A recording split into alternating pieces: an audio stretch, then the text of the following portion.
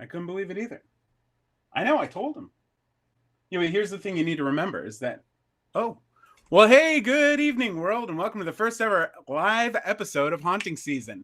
I'm Joshua Sterling Bragg, and I'm joined here today with my co-host, Cody Dugan. Hello, Joshua. We are Haunting Season. Instead of saying live, we should just go Haunting Season Dead. Haunting Season Dead instead of live. I am Cody of the official living Cody. Tonight, I am Cody of the official living dead. Yeah, man. That's a great costume. What are you a zombie? I just put on a little jacket. That's all. I like yours. I mean, too. You look like you're rotting or. Actually, no. I've been doing really well. I stopped wearing like a mask. Like there's a lot of these. I don't know. I'm sure you're aware of it. It was just always I couldn't breathe. It was just like very difficult to breathe. So I just started taking off the mask, and I'm feeling better. I think I'm looking you're better. Doing well tonight. I think I'm doing really well. Yeah. Well. Okay. Since this might be Cody's last night, we might as well get this going. So with us as well to kick off the opening of our live guest-filled Halloween extravaganza tonight is one of Haunting Season's very own executive producers, CEO of Believe Limited, and host of several podcasts, including the Bloodstream podcast that I was on earlier today, Patrick James Lynch. What is up, gentlemen? And I gotta say, hello. Wow, what a greeting! That was lovely. Although before that greeting, I was kind of worried, Cody, because you do look like you're rotting and decomposing rather quickly. It's funny. I can adjust the lighting. I think I look pretty good. I feel great. I feel like I've gotten stopped by a couple of actually scouts who were like, "Do you model?" And I was like, "Are you serious? Me, little me?" So I feel pretty. I feel good, and I feel like I'm pretty confident about the way my appearance. I'm looking at myself in the mirror, and maybe it's probably just the lighting. Most likely the lighting. It's probably the lighting, but just in case things deteriorate rapidly. So Patrick is running the show behind the scenes today, and will be chiming in as our voice of hell from time to time. The voice of hell. Yeah. Well, yeah, it's not every day you get to call the CEO the voice of hell. Not if you get away with it. If you're coming from hell, then we should call you like Beelzebub. Beelzebub, I like that. We'll call you Bubby. Hey, Bubs. Hey, Bubs. Hey, Bubby. I like Bubby. It sounds sweet. Okay, Bubby. But before we get to Bubby and his involvement in the show, I wanted to talk a little bit about the history of Halloween. Cody, do you happen to know anything about the history of Halloween? Funny you should ask, Joshua. I've been working so hard and diligently for this moment to give a little history of Halloween and the origins of Halloween. Halloween. It comes from, now I'm sure there's all sorts of variations, but the one I found, it comes from the ancient Irish festival of Samhain.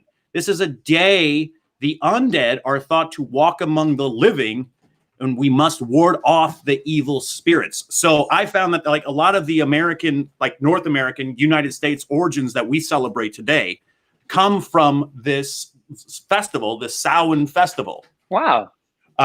In particular, like the veil is thin, the dead and spirits are walking amongst us, if you will. Yeah. So Halloween's an Irish holiday. It's total. I mean, yes, absolutely. It started with the Irish and the Celts, and a lot of those same traditions, in some way, shape, or forms, continue with the way in which we typically celebrate our Halloween. Cool. I'm sure bobbing for apple. I never bob for apples, but are you familiar with like bobbing for? You're a bobber. I've been known to bob. Yeah, you've been known to bob. It's the beard, but when I was younger. Yeah, and I'm pre-COVID. I would assume that's probably not a popular thing to be doing now during the COVID. No, absolutely not. So the bobbing for apples, it's a symbol. I didn't know this. It's a symbol for fertility. The Celts believe that and I didn't know this either. There's a pentagram. You cut an apple, And apparently, like a pentagram is like there's some sort of shape or form inside a sliced apple with the seeds that resembles a pentagram. So Sure. that represents fertility. So is And it? Wait, hold on. Is it like evil fertility, like Rosemary's Baby kind of thing? I don't know about that. What it means is if like when the couple bobs for apples, and if one of them were to pick up an apple with their mouth, that meant you were most likely going to be having a child in the coming year. Okay. So I find that kind of interesting. That's where that comes from. But then we also think of Halloween. What are the official colors of Halloween? What do you? Orange and black. Orange and black. Yeah. Okay. In Celtic legend, orange and black, the colors of Halloween, those are the colors of death. Ooh.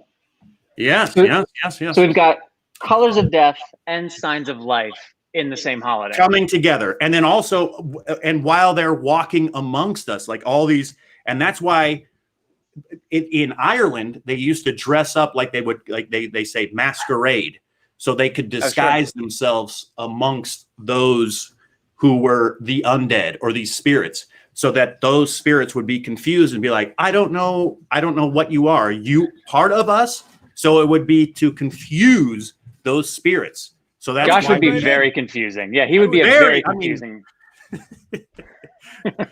Cody too. I mean, never mind. Well, I mean, the You look jacket, great. I don't think, but I mean, You don't think yeah. the Rangers? You don't think the Rangers would confuse them? I think that with the C, knowing that you're a captain, they might be a Right. little thrown off, and then they would be like, well, he's a that's strange. What about like jack-o'-lanterns? So like the that's the other, like- jack-o'-lantern, this comes from, they use turnips in Ireland. So What? instead of, so it's a funny story. They would use this and to try to ward off the evil spirits and scare them away from their place. So they would take these huge turnips that they have in Ireland and then carve them. And they're I mean, if you look at these things, they're super, like it's much more scary than a jack-o'-lantern that we see. Patrick, Or a can you pumpkin. find one? Oh, I'm doing that right Can you now. please- Oh, thank you. It's thought you very might be. strange. So when they came to America, they didn't have these turnips like they have in Ireland. So they just used. See, that's what I'm talking about. That's what they had. Oh my God!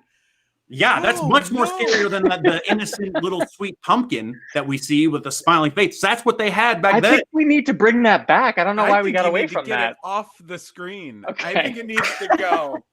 I'm gonna dream of only that tonight. Yeah.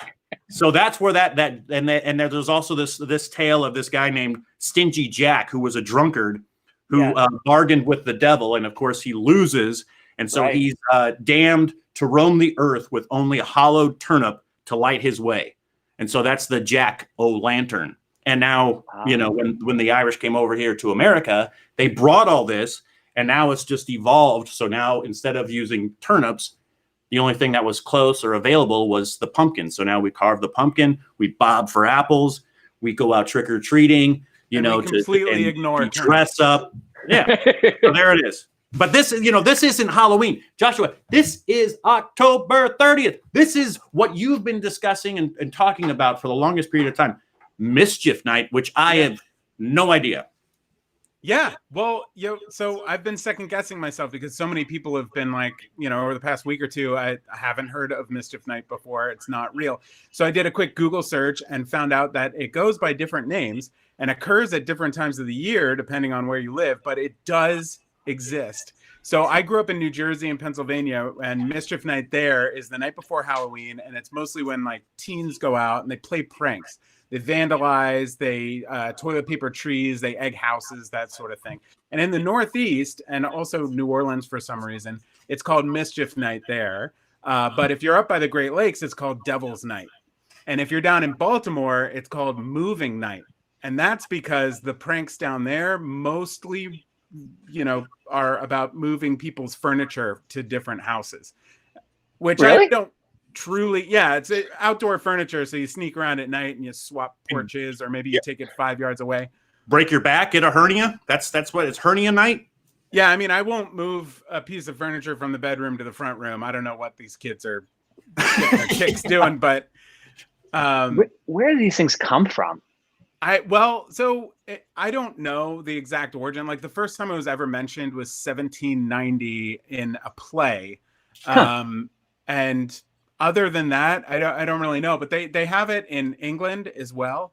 But they do it the night before Guy Fawkes Night. So remember the 5th of November. That's when Guy Fawkes broke into Parliament with the plan to blow it up in like the 1600s or something like that. And so they still celebrate that holiday by making a Guy Fawkes mannequin and putting him on top of the biggest bonfire you can possibly build. The one I went to was like almost 2 stories tall, and then lighting it on fire and celebrating that this guy failed at blowing up Parliament. Wow. So all of this is to say I'm not so weird after all, and Mischief Night is a real thing. So there. Well, you're still freaking weird, bro. But this Mischief Night does actually exist, and it sounds like it's a very popular thing in regional too. It's like you're saying in the Great Lakes, it's something else, but it is. And there were a couple other ones too. Like there's some places call it Gate Night, and it's the idea that the gates of hell are opened. And then I don't know why, but the 2 other ones I heard are Goosey Night and Cabbage Night. Cabbage. So, yeah, there's more research to do. Maybe the cabbage got thrown away with the turnips. I don't know. Possibly. But yeah, we've got a really packed show tonight with a lot of stuff to get in and in a very short amount of time. So before we do that, I want to talk to Patrick while you're here really quick before you duck behind the curtain again, Bubsy. And we've known each other for a really long time. We've been working at Believe since the very beginning. And we talked a little bit on your show, Bloodstream, today about why I wanted to bring the show back. But I want to flip the coin here a little bit. What made Haunting Season a yes for you when I was pitching the reboot? What made you want to be involved? Well, honestly, I was a fan of the show first. And I think as a producer, I often think first as a fan or an audience member, like, what do I enjoy? What do I want? What am I looking for? And so I knew that the stories that you were crafting and the stories you were telling, the way that you were producing them, I knew it was powerful. I knew it was something that I wanted more of. And obviously the number of people who subscribe to the channel over the years and the people who have stuck around and are commenting and are still there are just testament to like you built something really strong. So when you proposed it with vigor and then seeing the other team members get excited, it was real easy for me to get excited. And then on top of all of that, we do so much work in healthcare. This has nothing to do with any of that. So I just kind of get to put on a Mark Messier jersey and review edits of interviews with amazing authors talking about like churches they went into that inspired stories. It just connects me to something that I don't otherwise have a connection to. So I feel very grateful to be a part of it. And thank you, Josh and Cody, for bringing it back and bringing it back with such life. Very good. Or such death. So I was going to say, you've seen Office Space, right? The movie? Mm-hmm. What would you say you do around here?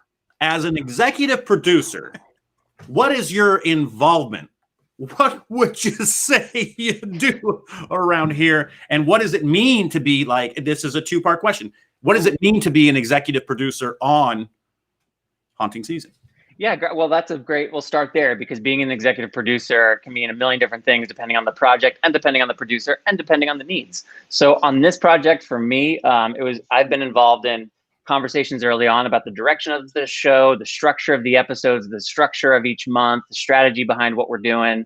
And now I'm going over with Josh as kind of he brings things to me. Hey, would you mind giving a listen to this edit and give some content notes? Hey, would you check out what we're doing on Instagram and kind of go back and forth with me on ideas? So I'm now in a position where I kind of get to sit back a little bit and respond to whatever Haunting Season needs and otherwise enjoy it as a fan. So I got a pretty sweet gig as the EP of Haunting Season, I got to say.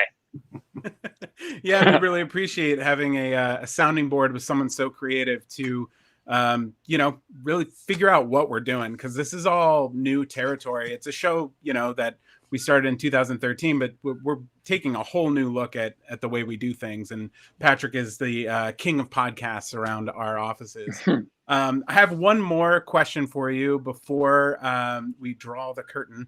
And it is to take a look inside my crystal ball. Oh, boy. And see what you see for the future of Haunting Season. It can be a wish or a dream or a clairvoyant view of the future. Just tell me what you see here.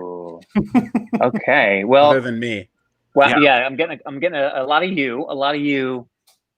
I'm getting an underwater vibe. I don't know what that means, and I don't know if it's like a lake or an ocean or a pool, but I'm getting a vibe of water, underwater. There's water in Haunting Season's future.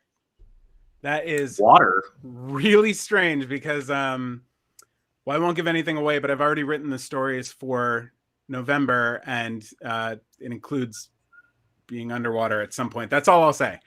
So that's I did not really know that. weird, Patrick.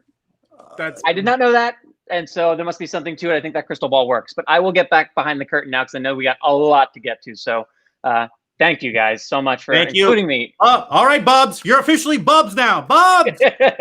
Bubs is going away to become the voice of hell. Awesome. Well, so we're off to a good start, but I think before we bring in our next people, we should do a little trivia. Yeah. Okay. So you're going to be doing this trivia, which you talked about, and you kind of prepped me and gave me a little bit of background. But how is this going to exactly work? Yeah. So this all came to be because I've got a trivia group that I play with on Tuesday nights, and I said I would do horror movie trivia or scary movie trivia, and then some things got shifted around, and some of the weeks got compressed, and I was like, what if I do my trivia on the live show? And then that'll give us something to do. And then, they can play along at home. So shout out to everybody in my trivia group. What's up? And so there's going to be 24 questions with an opportunity for 41 points. It's going to be spread in 4 different sections throughout the show. And there's no prizes. It's just for fun. And there's going to be math points. What's that? There's going to be math. No, I'll do your own math. At the end of the show, I'll ask you how many points you got, and we'll kind of see like, oh, yeah, so-and-so won. It'll probably be Ryan and Jen. But anyway, so here's trivia round 1. So this is movie quotes. Full disclosure, this is going to be the hardest round out of all of them. But I had to throw in a few quotes out there for the real diehard fans. And it's going to be, you get a point for if you can name the movie, and a point if you can name the character. And so Cody, you can play along as well. What I'm going to do is I'm going to run through all 6 questions, and then we'll go back and see if you can answer. And that'll be the way we kind of reveal to everybody. So then do I answer them right now, or do I just write them down? Write them down, and then you'll get a chance to answer once I read all 6. Okay, so here's number 1. Okay. There's a monster outside my room. Can I have a glass of water? That's number 1. Number 2, I'm your boyfriend now, Nancy. I know that. I've got that one. Okay. You don't want me to do it again? One more time, my hearing, and the next one's just as good. Here's number 3. Jesus wept. Okay. Here's number 4. I will not be threatened by a walking meatloaf. All right. Oh, man. He's getting them all. Be afraid. Be very afraid. Let's see how many you know. All right. A monster outside my room. Can I have a glass of water? I'm going to have to be honest with you right now. I'm not off to a really good start, but I feel confident with the rest of the answers. I don't know that one. That is Bo from Signs, the little girl. Oh, I should have known that. That's like your favorite horror flick. I know. Shit. All right. All right. I'm your boyfriend now, Nancy. That's going to be Freddy, and that's going to be Nightmare on Elm Street. Correct. Jesus wept. That's Pinhead and Hellraiser. Oh, it's not Pinhead. Damn it! So I get 1 point. I don't get 2 points. I don't get the full points. Yeah, you get 1 point. It's Frank. Ah. I will not be threatened by a walking meatloaf. That we just watched, and that the movie I believe is okay. So I don't know the American Werewolf in London, but I don't know I can't remember the guy's name who says it. David. Okay, David. So that's 1. I get 1 point there. All right, be afraid. Be very afraid. I'm going to go with an old-fashioned, it sounds like it's a tagline from an old scary movie, and I'm going to go with The Thing. Nope. It's The Fly. So I get 0 points there? No points. Dang it! And then the last one, hello, would you like to roll in the hay? That's oh boy. All right, so that's Terry Garr. Roll in the hay. But I can't remember her name from the movie, but it's Terry Garr in Young Frankenstein. Yeah, the character's name is Inga. Inga! All right. Inga. So I get 1 point there. Yeah. All Okay, right, so that's round 1 of trivia. Rack up your points. There's a possible, 2 points per question there. And, keep track and we'll ask at the end of the show. But for now, we're going to invite in our significant others, Courtney and Jessica. We also have Fozzie is he's being very loud. We got spooky dogs. We've got spooky Very dogs excited. too. Yes. Hello. So, season. I thought it would be interesting because Cody and I love scary movies, and you guys will tend to watch them, but not the truly horrific ones. And we haven't talked about really what we each find the most scary. And for me, it's not bats or pumpkins, so these dogs are safe. But yeah, Jessica, I want to know what do you think is most terrifying, and like what are you most afraid of? I mean, And this is not to like prank you later. I'm just no. curious. That's the thing. I've lived too long. I can't be sure. On guard. No, I think the most terrifying thing right now is the patriarchy. Oh, Yikes. Yeah. Yikes. Well, your man should be wearing a mask. He's a feminist. Have they ever made a movie about the patriarchy? I don't know. Wasn't like as the basis. I'm trying to think horror. like there's like school movies where it's like, oh, we don't need where it's like the teachers are bad and the I'd say youth Texas Chainsaw Massacre is about patriarchy. Okay. Sure. Cody, what do you find most frightening? I don't think I've ever asked you that. Well, I think we, like lack of sleep, like not getting enough sleep is very terrifying. So Nightmare on Elm Street of being like, having this thing haunt your dreams and haunt your sleep. That is pretty terrifying. I think for me, I need at least 14 hours of sleep. We should talk about that in an upcoming episode. You think so? Oh. Yeah. What fear of sleep? Yeah. Maybe like next week. If you can come up with a story, Joshua. All right. I don't know what I find most terrifying. It might just be like not leaving an impact, like having died and not had it mean anything, Well, yeah, okay. Sorry. That's like really, you have nothing to fear there because guess what? You have an impact on your lovely wife right next to you. You have an impact on me. You have an impact on Jessica. You have an impact. You can die happy. Yeah, you can die happy. You have nothing to fear. All right. You've got Cornelius. Signing off. They love you. Signing off. No, not yet. No, Bye-bye. but don't do it yet. Just Courtney, what are you most afraid of? I'm legitimately afraid of everything. There's not one thing in this world that I don't think I can figure out a way to be terrified of because everything is scary. And I know this. Twinkies. I'm scared of everything. Everything. Twinkies? Okay, so here's the thing about a Twinkie. Like, what if you take a bite and the cream like shoots into your throat and you choke and no one's around? You could die. That's it. So always have someone around. Yeah. Fear be Always have gone. a plan B though. So you know how Target like comes out with tons of games like all the time, and like every time you walk into, I don't know about you, but Target is our COVID escape. So like, when we go to the grocery store, we go to Target, and then we go home for the week. So I've been looking at the board games, and they had one called Your Worst Nightmare, and I just pulled a couple random cards because I know Courtney's afraid of everything, and so I just wanted to know what do you think about dolls? Nope. No to a doll.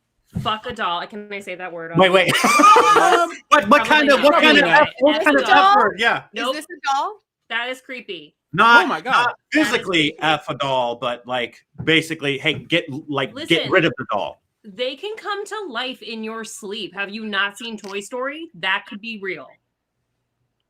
Have you not seen Annabelle? I'll That play. could I be never- real. Okay, so what about the ocean? No. If you cannot see the bottom of a body of water, you do not get into it.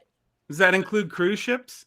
Okay, no. First of all, cruise ships are full of weird drunk people that could push you off the side of the boat without a warning. No to a cruise ship. Also, food poisoning.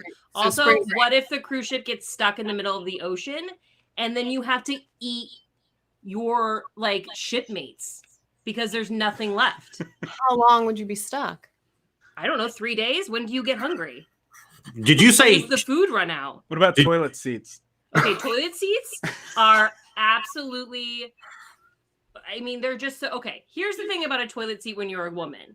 If the 3 women before you don't sit on the toilet seat, you better believe you're sitting on 3 people's pee, even if you clean it up. I can't imagine how many people's pee I've sat in my life. Bridges? Nope, I don't even want to talk about it. bridges? Okay.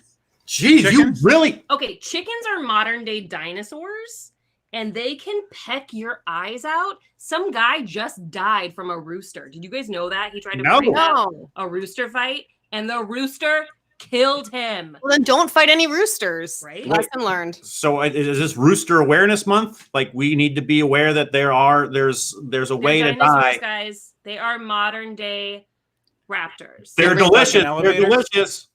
Getting stuck in an elevator is the same thing as a cruise ship. Like, do you end up having to eat the person you're stuck in there with? What are you stuck in there for a month? I don't know. What is That it? would I don't be- know. You have to have a designated pee corner. Keep Needles? No needles. No needles. Okay. The undersides of tables in public places? How many boogers are under there? I don't know. I How don't many count people them. go like this and stick them under there? Wait, Shoot do them you? Dumb. Under Do there. you? Does everyone here do that? I've worked in many a restaurant, and I got to tell you, there are burgers under those tables. Burgers I'm more, or boogers? Boogers. I'm more of a tosser. I toss my bugs. Yeah, it's like an underhand flick. Ugh, Yeah. Roll it disgusting. up and then boink. What about falling through a hole in a frozen lake? Immediate death. Everyone's seen that. No, Immediate which is- death. No, there's that film that came out last year where the kid was under there for like a day and lived. Don't people do that? That movie is no. Meredith death. Grey in Grey's Anatomy for a whole episode was underneath She the water. didn't fall through a frozen lake though. Wait. She just fell into the ocean. That's a TV show. Driving next to big trucks. Nope, you die. What they can't see you. I've never died riding next to a They big truck. can't. What if they don't? What if they try to come into your lane and they can't see you and they push your car off the side of a cliff or into a mountain range or into the like what's that thing guard thing? Death. I got one more. Waterborne disease. What the fuck? What the heck is a waterborne disease? I'm sorry. This is who you married. What is a waterborne disease? Is that like that creature that can like crawl through your holes if you're in the water? I don't know. It looks like amoebas. They got like Yeah, little yeah. tails. What is a waterborne? And now I'm scared of water. Just don't let it sit for too long. Yeah. Then it becomes Oh. contaminated. It's a scary place in your brain. I know. How do you even? I mean, really, this whole new way of we're living has got to be one of the greatest things. Because you don't have to It's go out and lazy. do I don't anything. have to leave my house. I'm not afraid. Well, I'm afraid of normal things in my house. Like, what if a car comes like pummeling through the front window when I'm trying to like watch a movie? Normal things. That There's happens. trees in between the house and. So the tree's gonna come through first, and then the car, and then we all You'll- die. You'll be crushed. All right. Like One last question for both of you. Jessica, take a look into my crystal ball. What do you see for the future of haunting season? I see large motion pictures. What do you see? Success. A lot of money spent on the crystal ball. It's not that expensive. It's just heavy. All right, get out of here. We're gonna do more All right, trivia. come on, let's get down. Come on, baby. Or you can stay. Hold on, it's gonna take me. Yeah, what do you want to do? You want to stay or? I'm gonna take Bob. Sure. And Crumpet, you can take the guest seat because my lap is a little too hot. Okay, so here we go. We got round 2 of trivia. This one's called Name That Monster. Okay. All right, wait, hold on. I got to write this thing down. All right. All right. So, So this is round 2. So then this is set up. Okay, so 7. yeah, this is number 7. And these are kind of like riddles / like Jeopardy style. So these creatures were the force behind the 1954 feature referred to only as them. These creatures were the force behind the 1954 feature referred to only as them. All right. All right, number 2. Or sorry, number Number 8. 8. Right? Say his name 5 times in front of a mirror to summon the inhuman apiary. Say his name 5 times in front of a mirror to summon the inhuman apiary.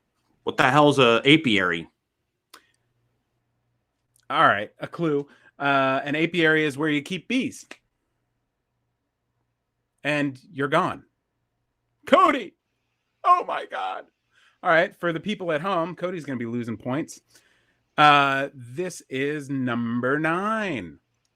In a top hat and cloak, this 2-dimensional pop-up monster became an LGBTQ icon shortly after the film's surprise popularity. In a top hat and cloak, this 2-dimensional pop-up monster became an LGBTQ icon shortly after the film's surprise popularity. Hold on a second. I something happened with the one question, and so I lost number. You missed number 9. 9. Yeah. You don't get the point. Damn it. So what's Not 10? going back. We're killing time. All right. All right. So all right. This is number 10. This fishy beast is the only of his friends not to be slated for a remake. This fishy beast okay. is the only of his friends not to be slated for a remake. Okay. Here's my dog. Thank you so much. Okay. And this is going to be 11? yes. Okay. This boob tube creeping, tape pirating freak just wants her story to be shared in a timely manner. This boob tube creeping, tape pirating freak just wants her story to be shared in a timely manner. All right, and the last one for this section. This creature can take any form and can survive being dormant for long periods of time. But all of its forms, it never appears as a clown. This creature can take any form and can survive being dormant for long periods of time. But of all of its forms, it never appears as a clown. Okay, we're going for answers. Okay. That's the time you get. Got it. All right, so do you know the answer to number 1? Them. No. It's giant ants. You never saw that movie? No. It's an old black and white flick from 54. Oh, shoot. Yeah, I missed that one. Ant puppets. They're awesome. I think I've seen a bunch of those but I don't remember. I can't remember that like tagline of them or anything. Like I think I've seen it. It was like, yeah, go ahead. But I didn't know it. Okay, say this name 5 times in front of a mirror to summon the inhuman apiary. Yeah. Okay, so that one's gonna be Candyman. Yeah. Okay. In a top hat and cloak, this 2-dimensional pop-up monster became an LGBTQ icon shortly after the film's surprise popularity. So I lost you in that one, but I know exactly what it is. It's the Babadook. Yes. Okay. Yes. Mr. Babadook. So are these 1 point? Like these are each 1 point? These are each 1 point. One point. Okay. This fishy beast is the only of his friends not to be slated for a remake. I'm gonna go with. I was gonna say one thing, but I'm gonna go with the creature from the Black Lagoon. What were you gonna say? I was gonna say Swamp Thing, but that was like a TV show, I think. Oh yeah. Which so you're correct. Which one? On which one was it? It's a creature from the Black Lagoon. Yeah, creature from the Black Lagoon. Okay. This boob tube creeping, tape pirating freak just wants her story to be shared in a timely manner.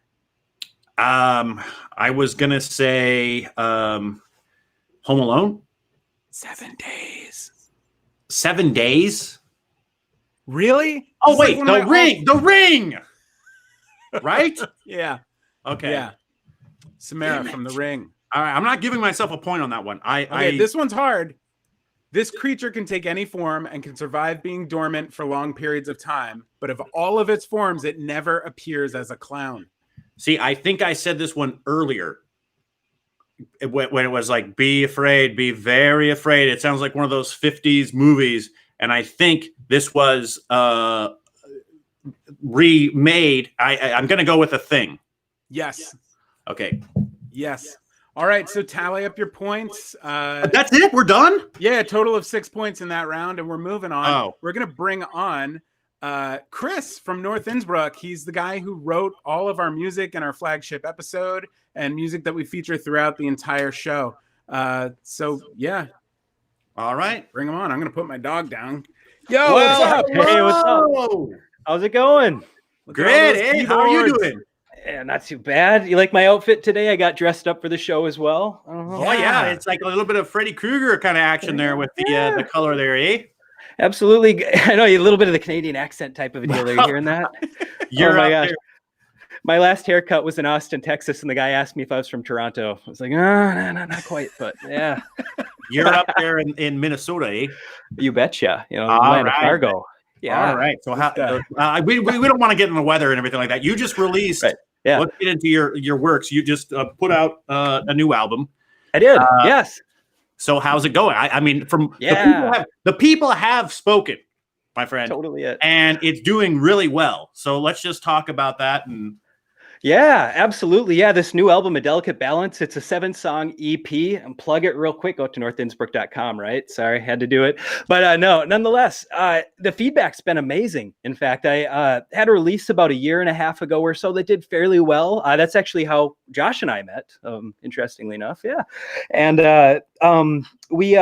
oh gosh, I started working it about a year ago or so, but roughly when it all came together, I dropped it. Just again, going back to the feedback, there was a reviewer, synthwave fan, Netherlands blogger referred to it as one of the best synthwave albums of 2020 up to this point, which is just amazing. The things you don't expect to hear, you know, Right. really. So yeah, overwhelmingly positive. great. When it comes down to it, yeah. Now, what makes this album? I'm gonna ask the hard questions here for you. I'm sorry, but what makes this album so special? All right. So, I talked about the time that really went into the songwriting piece of it. There was a whole year and a half of research leading up to that point prior to the songwriting component. So I was spending a lot of time listening to artists like Vangelis, of course, from the Blade Runner soundtrack. You can definitely hear those influences throughout the album itself.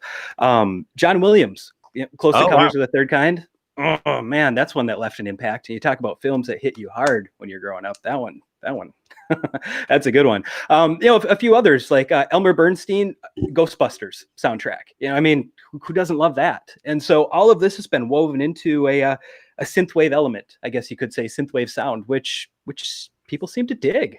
Yeah, absolutely. I was introduced to your music through Josh, and then so I was immediately like just struck, by it. It Right sounded on. so like different, but it was also very familiar. Mhm. And so Yeah. I was thinking is like what goes in, because you're doing the music for haunting season. So what goes into like writing music or composing music for haunting season? Yeah. So there's these elements that you have to get into, and you have to really kind of explore what is a scary sound? What does that really mean? And maybe a mysterious sound, a haunting sound for that matter. And so it was really to the point of going through, I've got 5-6 synthesizers on the wall over here to my right. I've got 4 on the wall again, and a few over behind that you can't see off camera, but manually going through these things and listening to one sound at a time and taking notes and listening to things like, dissonance, for example, in the individual sounds. Is there a piece of the sound that doesn't sound complete? There's something about that that's a little bit scary, a little bit uneasy. And so using that, minor chords, these are all different things that came into the soundtrack for haunting season. Okay, so that like a lot of the inspiration comes from that, and then also does the Totally. environment also come from that as well? Like when I'm thinking of Minnesota now, the seasons are kind of changing. There's a lot of isolation that a lot of people don't really, but especially for us out here in the West Coast, except for the fire season. But like I would assume that has some sort of inspiration on you, Oh, without a doubt. Yeah. No, even, more recently coming into COVID, and one of these things that I've experienced is I'm going back into some of these TV shows, these things like Unsolved Mysteries. Josh and I, we talked about that, and how that was something that really connected us, or some of these other shows again, like, like A Current Affair, for example, they had these very dramatic openings, right? When was the last time you watched that? There was like pyramid and we'd go. Yeah. Totally. So going back, listening to that, and especially the Unsolved Mystery soundtrack, I listened repeatedly over and over again to the main theme, and that's really the origins of the haunting season song itself, the opening song or closing song, whatever we want to call it. It's for you guys to use, and it's something special. It's cool. Yeah, it really gives a strong identity to the show that I think sets us apart from other people. And we've been getting a lot of really great feedback about it, especially internally on our team. When I first showed using the song Origin as the underscore for the opening credits, people were like, whoa, I've got chills, which was really cool. Can you talk about what goes into making a song scary versus making a song like nostalgic? Yeah. Oh, most definitely. One of the things that I can think of right off of the bat, it goes to one of the questions earlier. What was it? The water creature that's not getting the remake. I totally thought you were going Jaws. I did. You know, there's like 9 Jaws. Right. Well, nothing on the horizon, and I don't know if there should be. The last 2 were pretty bad. So. Yeah. But to that point, I mean, what we're really talking about there with the Jaws soundtrack are these minor second intervals, dun dun dun dun dun dun, and there's that little bit of dissonance, like something's missing, and of course, occasionally they throw in that major, but. To the point, that's really where a lot of this starts. Something that I haven't talked a lot about because I've been working really diligently on delicate balances. There's a dark synth, a dark wave album that most of the writing is actually done for at this point, and a lot of it at the core is again based off of these minor second intervals. So that's what I found personally at this point to be something that really triggers me creatively, I guess you could say. You've got all those keyboards. Are any of them turned on? All right, so I've been experimenting, and they are, but I think unless I change my audio interface and I lose my ability to speak, you might not be able to hear it. Can you hear a synthesizer? No. No. Let me try one more thing real quick just to see. I might be able to help out. But live. Yep. I know. This is live. Right? That's the fun, right? You never know what can happen. So no matter what does happen right now, you can get this album and you can stream it and listen to it. And there'll be a chance to win it, a hard copy at the end of the show. But we'll talk about that in a little bit. Absolutely. So a little trivia for you guys again. It's a little bit of a striptease tonight. I don't have much of a costume. Oh, but do you recognize our team? What we got going here? We got a Minnesota striptease going on here. Is it Dirty Dancing? I don't know. Oh, Fisher King. No. Hopper, Stranger Things. Oh, right. Got the beard. I got Josh going on the face. That was a piece of it there as well. But nonetheless. So very good. Good stuff. So feeling classy. So anyhow, going to the sound piece. Let's just check it out once. I'm going to turn off the microphone here, and we should be able to hear a few sounds at least come through. I'm going to try for some deeper pad type sounds, something where you can hear that dissonance. And then as well, if I can, I'm going to try and blend a couple sounds just to see let's see what happens, I guess. Let's experiment a little bit. I feel like I'm on an episode of Mr. Rogers.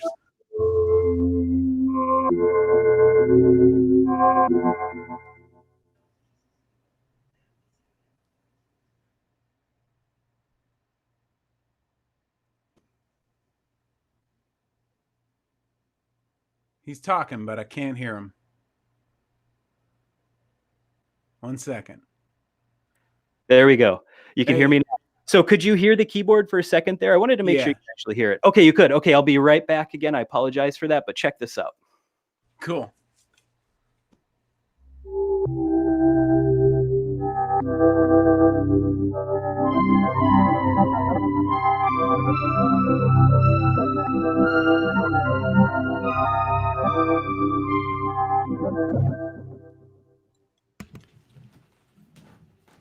So just for example there, what you heard was a bit of an underlay of a pad type sound. I forget what they called it.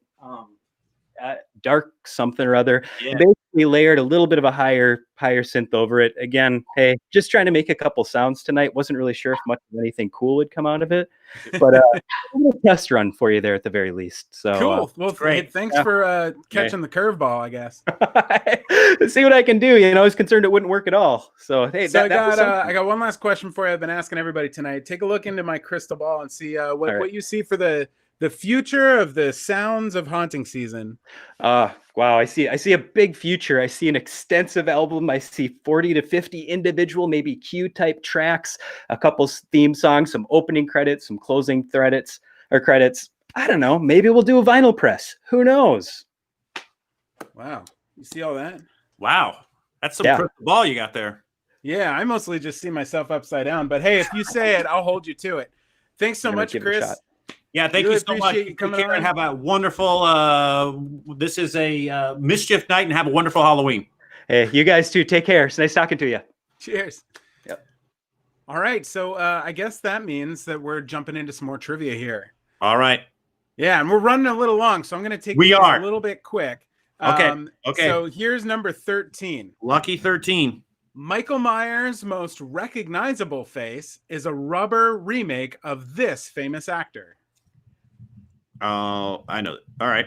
Michael Myers' most recognizable face is a rubber remake of this famous actor. All right, here we go. The next one.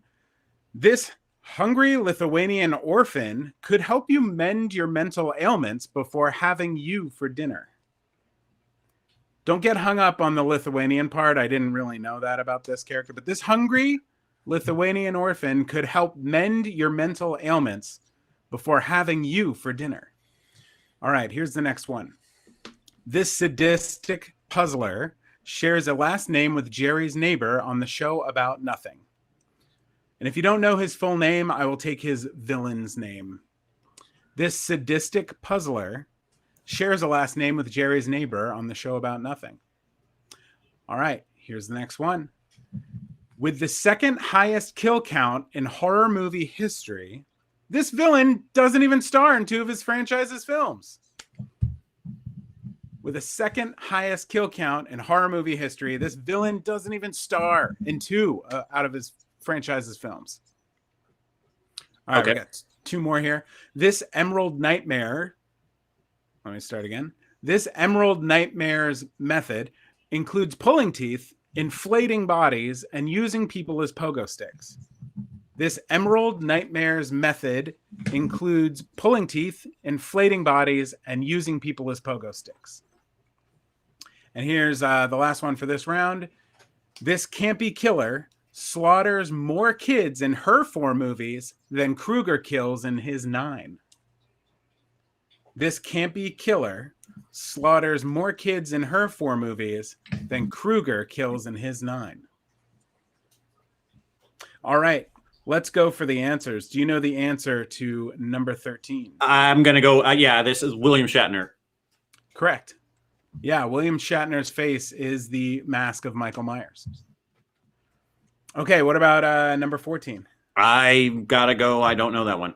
Okay, he's a hungry Lithuanian orphan. He could mend your mental ailments, so he's a psychiatrist. Before having you for dinner, fava beans. Oh, geez, Hannibal Lecter. Hannibal Lecter. Okay, this sadistic puzzler, that's the clue, shares a last name with Jerry's neighbor in the show About Nothing. I'm going to go Newman or Kramer, but I don't know. Kramer, it's John Kramer. That's the name of the character who's Jigsaw. Jigsaw, right. In the movie Saw. So Damn you got it. Jigsaw, Damn it. 1/8 of a point. Okay. With the second highest kill count in horror movie history, this villain doesn't star in 2 of his own franchise's films. That's got to be Jason Voorhees, because his mom is the star of the first one. She's a star, baby. All right, good. Okay, and this last one, no, there's 2 more. This Emerald Nightmare's methods include pulling teeth, inflating bodies, and using people as pogo sticks.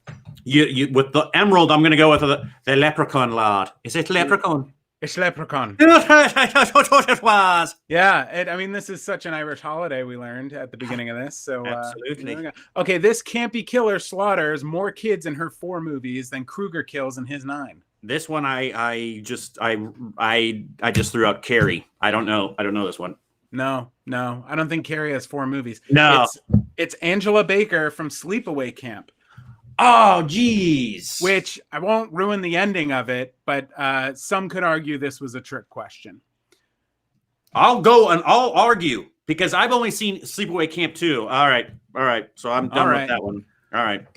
So I think now we should bring in the what some people refer to as the 3 witches behind haunting season. It's our female powerhouse creatives who help us out with things across the board of all the creative things that we do. Absolutely. Absolutely. Oh, Yes. And there's one more. Look. Oh, my There we go. goodness. Yes. I'm so glad you. Oh my gosh, Mel, that's amazing. Yes. Okay, so going around sitting with Cody, of course, is Jessica Richmond or J Rich. J Rich is a producer on the show and helps out with creative input. I think we decided how to put it. Colby in the I think it's for everybody in the bottom right there. Colby is our editor and sound designer. Who works very closely with me on the stories and all of the episodes. And then bottom left, probably the creepiest set out of all of us is Mel Forrest. And Mel helps me with coming up with the story ideas and bouncing around ideas and making outlines and reviewing the stories so that they can be the best they can possibly be. So, hello. Hi. Hello. So we'll go in reverse order. So Mel, what's going on? Happy early Halloween. Oh my gosh, happy early. Thank you for saying that. This is like something I've been looking forward to all year. And, it feels like New Year right now because, we have this holiday tomorrow and then we've got to wait. So happy Halloween to you. Why do you love it so much? What's your connection to this dark time of year? I don't know. I think my mom was very into decorating for all the holidays, but Halloween, her birthday's on October 20th. So I think that really she would dress up as a witch every year. And she told us that she was a witch. She's like, no, I am a witch. And she would decorate the house outside crazy, put spider webs everywhere. We were known in the neighborhood as the Halloween house. So I think it just was nurture and maybe nature. Yeah. Wow. That's not something most people tell their kids. Yeah, it's fun. Can you talk a little bit about I know we're only a couple episodes in, but we're planning well into November. We've done those episodes and now we're starting to think about December. Can you tell me about the process of us working together and what you do for the show? Yeah, I'm a kind of we work together in a way of a creative consultant sort of. Frozen. No. Give it a second. Spooky. Okay. Well, we'll come back for that answer. This is live. So Colby. And I go back and forth. Oh wait. You're back. We had you frozen for all of that. So you got to start over. And now we can't hear you at all, but we can see you. Oh no. All right, we'll try again in a second. Colby, how you doing? Hi, good. Hi, everybody. Hi, you have the most well-lit set out of everybody. Thank you. Thank you. It's actually very good lighting for an editor. I'm proud of you. Oh, gosh, you've taught me well, Josh. Tell me a little bit about what you do on the show. Hi, yes. So I'm the editor for Haunting Season. It's been an amazing experience. I would say probably my favorite part of the editing experience is the audio design, just the soundscape of it all, and creating that 360-degree, fully immersive experience where it's coming in through every ear. I mean, honestly, there are times when I'm editing and it's late at night, super dark, and I'll be listening to these sounds and I'm checking over my shoulder because I feel like something's there. And I'm okay, I'm just spooking myself out. Yeah. But really, it's been amazing, especially, I've gotten to work with Josh, and, we sit down together and we go back and forth. Once Mel and Josh have written the stories, we go back and design what we want to listen to, what we want to hear. We put it all in, listen to it a million times and take stuff out, put new stuff in. It's a lot of revisions, but it's a really cool process.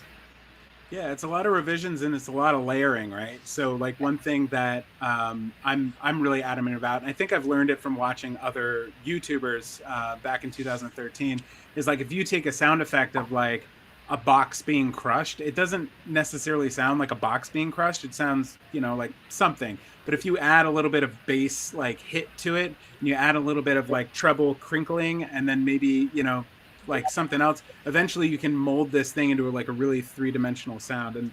And Colby and I do that with all of the even just the most basic things of like being, you know, what does a room sound like, or what does it sound like to be outside? You could throw in crickets, and that's one thing. But if you throw in crickets and a little bit of wind, and maybe, you know, the ocean is over the side of the cliff, so it's just in your right ear over that way, and maybe there's some really tall grass to your left, suddenly you know, you kind of get a little disoriented and get lost in the world. So Mel, let's check your audio. Am I here? Yes. Okay. So yeah, talk about this stuff.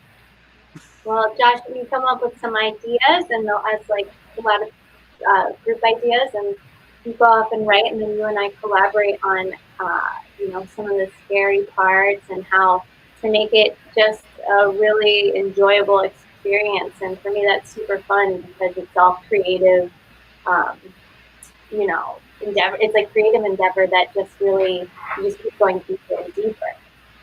Yeah, when I started the show back in 2013, I was doing everything myself, and I probably sound like a broken record at this point, but you know, I would basically write stream of consciousness, and then when I was putting it into the teleprompter, I would you know, edit a little bit. And I found out I put out a story in this book called Death Awaits, called Paul's Rose. And a friend of mine was also being published in there, and she helped me edit. And it was like such an enlightening process. And that was really late in the haunting season time. So that was really right before the hiatus. So when I came back, I knew I wanted someone who thought like me and could help really develop stories beyond just being a stream of consciousness, and give them a little bit richer, fuller meaning. And Mel, you've done just an amazing job so far with that, because you'll come back with just like maybe 5 notes on something, and I'll be like, this changes everything. I can't believe I wrote that first version. It's horrible. This is going to be amazing. No, it's been so fun, and it's been you know, an honor to work with you. Thanks. Well, and Jessica, so you're a producer, and we got a little bit of an idea from Patrick about what a producer does on a show. But you're also, we have sort of a unique connection, especially since you happen to be quarantining with the guy who, is he looking worse? I think no, so. I'm feeling better. You know, it's like water. I'm getting I feel like I'm gaining you know, just like talking to everybody and just I'm gaining strength. Sorry, Jessica, I pulled his string. Yeah, I know. So it's, you know, being a producer is part camp counselor and part witchcraft. You want to make sure everyone has what they need when they need it, and you got to know what to do in case of emergencies. And then you got to look at the calendar, put things on it, and predict the future, because then you just do it. And that's a little bit. I'd say I'm camp counselor here at Satellite Haunting Season headquarters, and witchcraft always. Thank you so much. By the way, my outfit, of course, is based on Dolores and her work in the zombie music video. Thank you. Amazing. Yeah, one thing Cody brought up in our first episode with Kathy Koja was the idea of like, all you need sometimes is a piece of paper and a pencil to be creative, and like the barrier sometimes is our own mind. And if you just go ahead and do it and say, this is what I'm doing, there's no reason why it needs to be judged or why it needs to be the final version that ever goes out there. That certainly made me feel a lot better about not being able to spend an entire lifetime on one episode, right? Because there's always a pencils down moment where it's like, it has to go out into the world. It has to go, you know? And having people like all three of you make me just feel so much better about the content that we're putting out. It feels so much stronger because of you guys. You bring so much creativity that is similar to how I think, but also vastly different. So yeah, you guys are awesome. Thank you. Thank you. Before you go, I got this crystal ball. So Mel, take a look in the crystal ball and tell me what you see for the future of Haunting Season's writing. Well, I see a baby with 7 rows of teeth staring into a television. Way too young to be watching one of Haunting Season's future films. Yikes. Okay. Colby. Yeah, definitely feeling that feature film vibe. It's coming in strong, man. Yes, and then really heavy in the North Innsbruck, extra vinyls, press, music coming in. Yeah. Okay, this is like 20 pounds. Yeah. Okay, and Jessica. Same. Wow. Really prolific. Thank you guys so much for being on the show. We're going to do one more round of trivia. And then we're wrapping this thing up. Cody, are you there?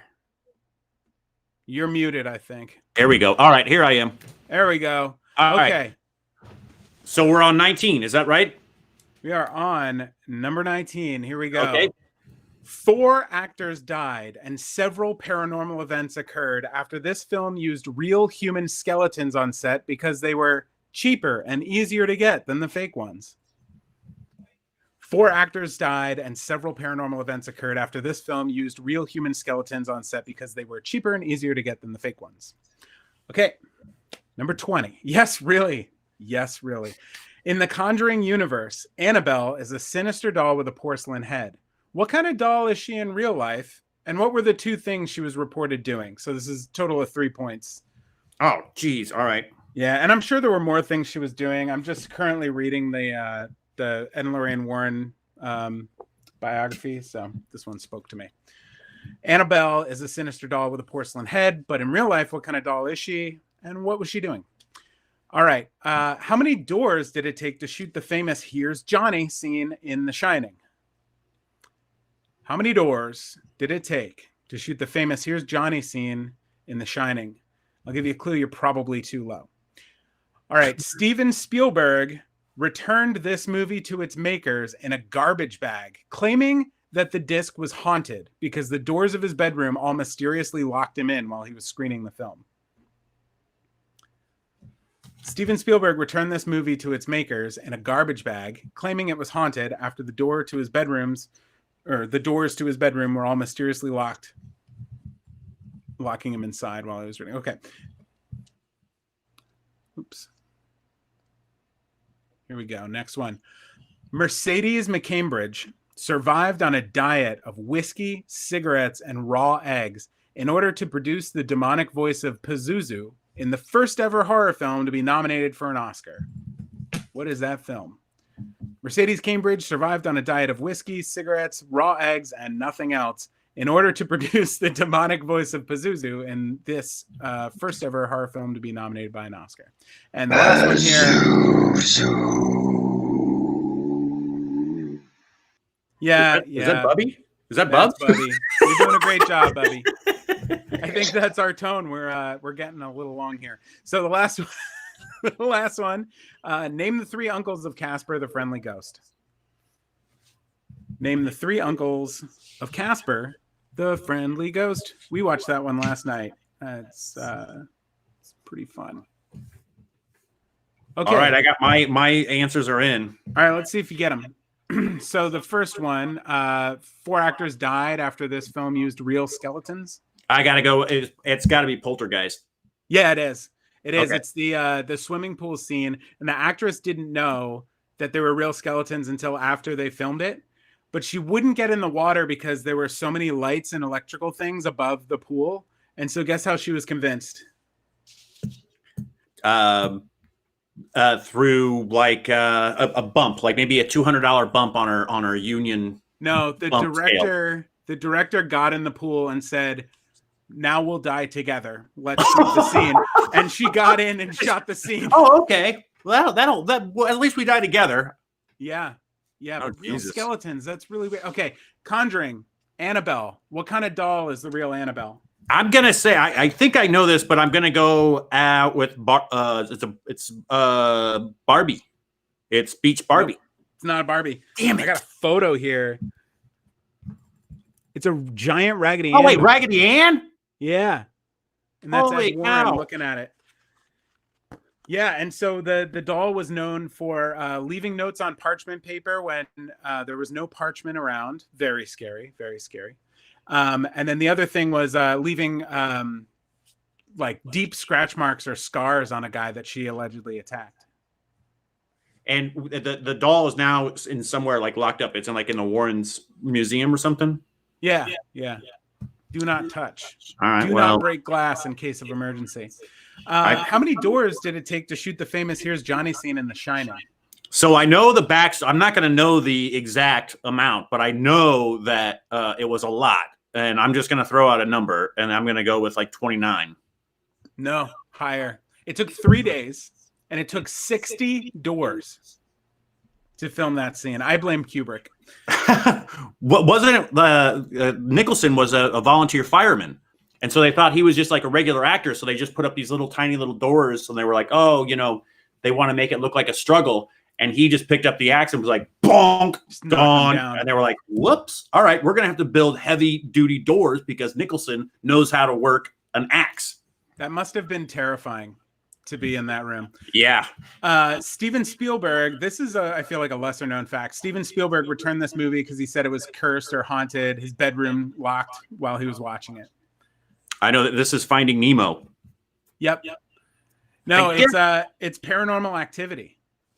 Really? Yeah. He thought the disc was haunted. He swore he got locked in his room. He's never denied it. And then he also not only returned it in a garbage bag because he wouldn't touch the disc, but then suggested an alternate ending, which they ultimately went with for the theatrical release. Oh, wow. Yeah.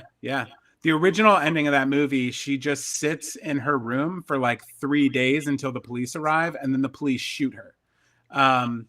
But the theatrical release, I think she like slits her throat or something like that. Yeah, I'm gonna have to watch that actually tonight. It's a fun one. I haven't watched it since it came out, like was in the theater, so I'm gonna have to watch that now. Yeah, and then go through the kitchen and leave all the drawers and cabinets open. Completely. Yeah. Okay, Mercedes Cambridge, diet of whiskey, cigarettes, and raw eggs. Pazuzu. Can we get that Pazuzu voice again?